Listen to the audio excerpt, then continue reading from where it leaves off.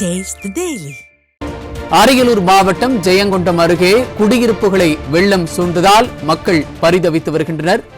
அதன் விவரங்களை வழங்குவதற்காக நமது செய்தியாளர் நட்ராஜ் இணைந்திருக்கிறார். வணக்கம் நட்ராஜ், மக்கள் எந்த அளவுக்கு பாதிக்கப்பட்டிருக்கிறார்கள், விவரங்கள்? வணக்கம் சைது சார். ஜெயங்கொண்டம் அருகே புக்கோட்டை கரைமேடு பகுதியில கனமழை காரணமா மழைநீர் சூழ்ந்து கிட்டத்தட்ட 58 குடும்பங்கள் பாதிக்கப்பட்ட அந்த காட்சிக்காக நம்ம பார்த்துட்டு இருக்கோம்.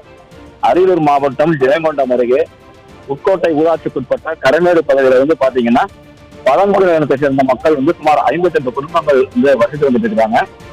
இந்த நிலையில கடந்த சில நாட்களாக ஜெயங்கொண்டம் பகுதியில பெய்து வரும் கனமழை காரணமாக இவர்களின் வீடுகளை சுற்றி தற்போது தண்ணீர் குளம்போல் முழங்கால் அளவிற்கு தேங்கி நிற்கிறது.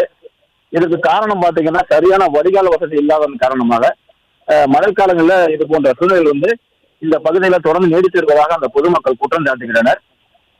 தற்போது இந்த மழை பாதிப்பு காரணமாக பொதுமக்கள் வெளியில் கூட வர முடியாத சூழல்ல வீட்டிலேயே முடங்கி கிடைக்கக்கூடிய அந்த காட்சிகளை தான் நம்ம பார்க்கிறோம்.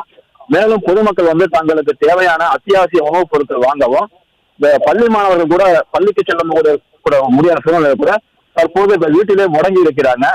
இது குறித்து பலமுறை மனு அளித்தும் எந்த அதிகாரிகளும் அவங்களை கண்டுகொள்வதாக தெரியவில்லை என்று அந்த மக்கள் குற்றம் சாட்டுகிறார்கள். எந்த ஒரு நடவடிக்கையும் எடுக்கவில்லைன்னு சொல்லி அந்த மக்கள் சொல்கிறாங்க. ஏற்கனவே பாத்தீங்கன்னா குடிநீரில் கழிவுநீர் கலந்து வருவதாக அந்த பொதுமக்கள் குற்றம் சாட்டக்கூடிய சூழ்நிலையை நம்ம பார்த்து வருகிறோம். அதே போன்று சாலை வசதி, மின்சார வசதி உள்ளிட்ட பல்வேறு அடிப்படை வசதிகள் கூட நிறைவேற்றி தரவில்லை என இந்த நிர்வாக திறனற்ற ஸ்டாலின் ஆட்சிக்கு எதிராக குரல் கொடுத்து வராங்க. பழங்குடியின மக்கள் தற்போது மழை பாதிப்பா கிட்டத்தட்ட சுமார் 58 குடும்பங்கள் தற்போது பாதிக்கப்பட்டிருக்கிறாங்க. இதுக்கு உரிய நடவடிக்கை எடுக்கணும், அங்க உள்ள ஆக்கிரமிப்புகளை அகற்றி தரணும் என்று நிர்வாக திறனற்ற இந்த ஸ்டாலின் ஆட்சிக்கு கோரிக்கை இருக்கிறாங்க.